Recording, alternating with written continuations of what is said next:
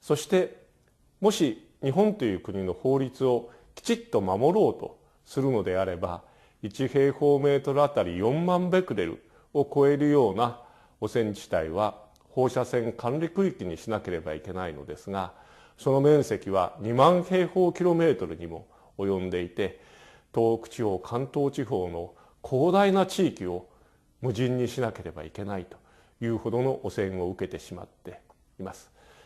その現実を見て、日本の政府は到底その汚染地帯にいる人々を助けることはできないと判断しまして、汚染地帯に人々を見捨てるということにしてしまいました。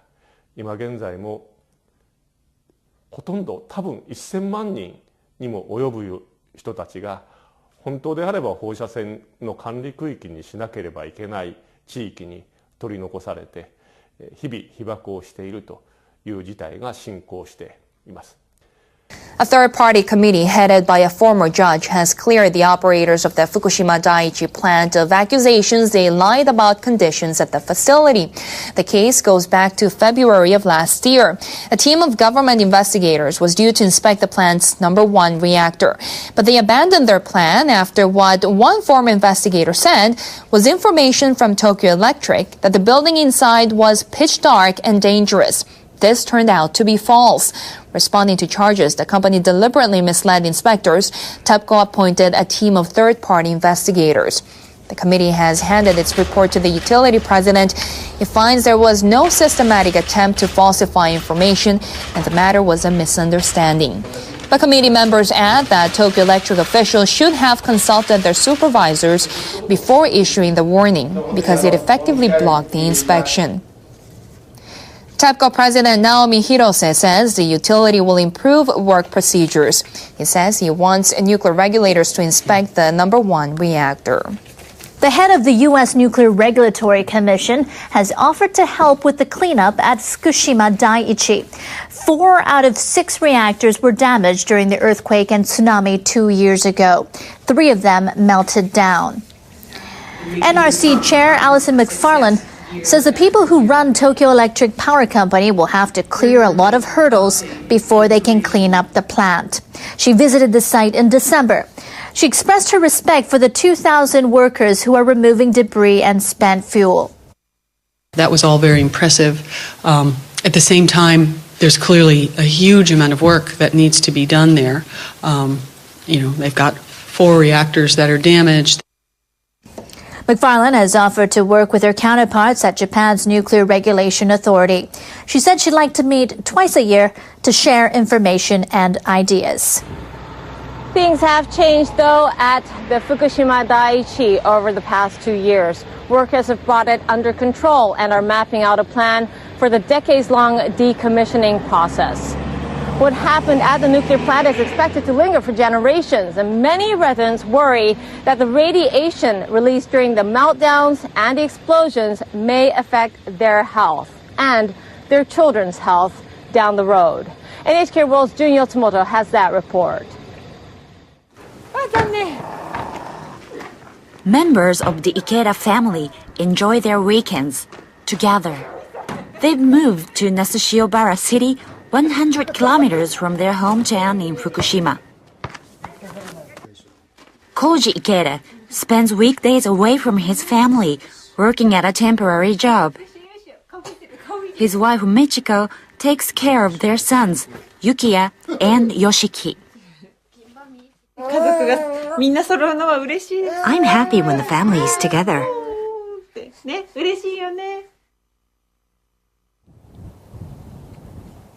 The Ikedas came to this town in northeastern Japan to build a new life, but they haven't been able to leave their old life behind them. They face financial pressures. Worse, they are worried about the health of the youngest member of their family. The couple built a home in Futaba, 3 kilometers from Fukushima Daiichi. They used to have picnics overlooking the plant. Now, no one is allowed to live there because of high radiation. The Ikedas still pay a loan on a house they will never live in again. But that's not their only burden. March 11th, 2011. Michiko Ikeda was at the nursing home where she worked. She was helping elderly people evacuate when she heard an explosion. She was showered with dust, but she had no idea she was being exposed to radiation. 4 months later, she found she had radioactive cesium in her urine. It was below government safety limits, but she felt uneasy. Soon after that, she received some long-awaited news. She was pregnant. なんでこのタイミングなのかなっていう思いでした。 I thought, why now? Is the baby all right? だから大丈夫なのかなっていう。 But being pregnant was such a blessing. I wanted to have the baby if I could. I struggled with my anxiety right up to the delivery. Yoshiki was born healthy and still is, but his parents wonder about the future. I'm hoping he won't get sick. I hope he won't suffer any serious effects down the road. Many of their former neighbors have similar concerns.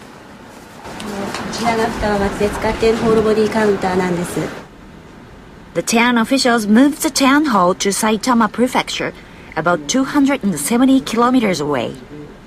They have contacted their residents, spread all over Japan, to offer radiation tests. But they've only checked 700 people, 10% of the town's population. A shortage of staff and equipment has limited their progress. Town official Ryoichi Takemoto asked former residents to record everything, where they were at the time of the accident and any health effects. If anything happens in the future, we can hand out the records as evidence. Our position is we're worried there may be health problems. Michiko Ikeda is concerned too and wonders if she's really safe. Who will be responsible if she gets cancer? Who will help her children if they get sick? Who will pay for it all? Nothing has been resolved. Time just passes. I want to stay healthy, at least until my baby becomes an adult. The Ikedas and many others are not sure how their lives will unfold. But they do know they'll never have what they had, and they'll always worry about their health. Jun Yotsumoto, NHK World, Nasushiyobara, Japan. Over the past 2 years, 14% of the 2 million people living in Fukushima have been tested for internal radiation exposure. The prefecture's health officials say that so far they have not found any exposure that implies health risks. But, of course, authorities and experts agree they need to conduct more tests and long-term monitoring. Tourism in Fukushima took a major hit after the disaster. Foreign visits are down 70% compared to before March 2011. But local officials say radiation levels in most areas are no higher than in big cities around the world. NHK World's Takafumi Terui shows us what's being done to try to turn things around. Manami Abe has spent the past 2 years waiting for foreign tourists to come back. She's a Fukushima native and has worked at a hotel in the town of Inawashiro for nearly a decade. She watched the business drop off after the nuclear accident. I like to see my hotel busy. For 2 years, the word Fukushima has made almost everyone think of the damaged nuclear plant. People who work in the tourism industry have been trying to change public perception. The local government is taking the lead. The governor himself visited Seoul last May in order to tell tourism officials and businesses that radiation levels are safe. South Koreans used to make up over 40,000 visitors to Fukushima each year. That's half of all international tourists. But the number dropped to 2,000 after the disaster. The only airline offering regular flights between Seoul and Fukushima temporarily suspended its route. A ski resort in Inawashiro, nearly 100 kilometers away from the stricken nuclear plant, hosted a World Cup freestyle competition last month. It was the first such contest there in 3 years. Local officials hoped it would help promote the area's safety. Seeing is believing. We hope the tourists will talk about what they experienced when they go back to their country. That will gradually and steadily dispel negative rumors about Fukushima. Just before the competition, local officials offered bargain price tours by chartering flights. More than 100 South Koreans took one of the chartered flights last month. They paid about $400 for their trip, including a hotel. That's around half of what they normally pay. I'm so excited. I'm looking forward to good snow, which I can't experience in my country. Abe greeted the tourists. Many said the price of the package was attractive, but some still felt uneasy about visiting Fukushima. Staff at Abe's resort is trying to address those worries. They measure radiation levels on the slopes every morning. Then they post the results on their website. They say the levels are as low as those in major cities around the world. Ski resort operators are also offering discounts on lift tickets and accommodation for tourists. I enjoyed the scenic views and skiing in Japan. If my friends ask me about Fukushima, I'll tell them they don't need to worry about radiation at all. Abe decided to give her guests handmade paper cranes on their last day. She wants tourists to leave Fukushima with good memories and to tell others to visit. I hope they'll feel Japanese hospitality at least a little and visit Fukushima again. Locals believe their efforts will eventually draw foreign tourists back to Fukushima and revive the regional economy. Takafumi Terui, NHK World, 猪苗代、福島。そしてもし日本という国の法律をきちっと守ろうとするのであれば、1平方メートルあたり4万ベクレルを超えるような汚染地帯は放射線管理区域にしなければいけないのですが、その面積は2万平方キロメートルにも及んでいて、東北地方、関東地方の広大な地域を無人にしなければいけないというほどの汚染を受けてしまっています。その現実を見て日本の政府は到底その汚染地帯にいる人々を助けることはできないと判断しまして、汚染地帯に人々を見捨てるということにしてしまいました。今現在もほとんど多分1000万人にも及ぶ人たちが本当であれば放射線の管理区域にしなければいけない地域に取り残されて日々被爆をしているという事態が進行しています。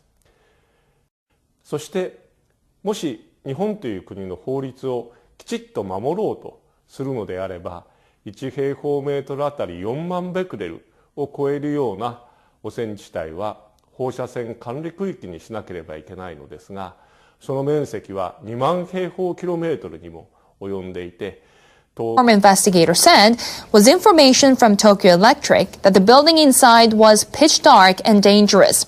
This turned out to be false. Responding to charges, the company deliberately misled inspectors. TEPCO appointed a team of third-party investigators. The committee has handed its report to the utility president. 地方、関東地方の広大な地域を無人にしなければいけないというほどの汚染を受けてしまっています。その現実を見て日本の政府は到底その汚染地帯にいる人々を助けることはできないと判断しまして、汚染地帯に人々を見捨てるということにしてしまいました。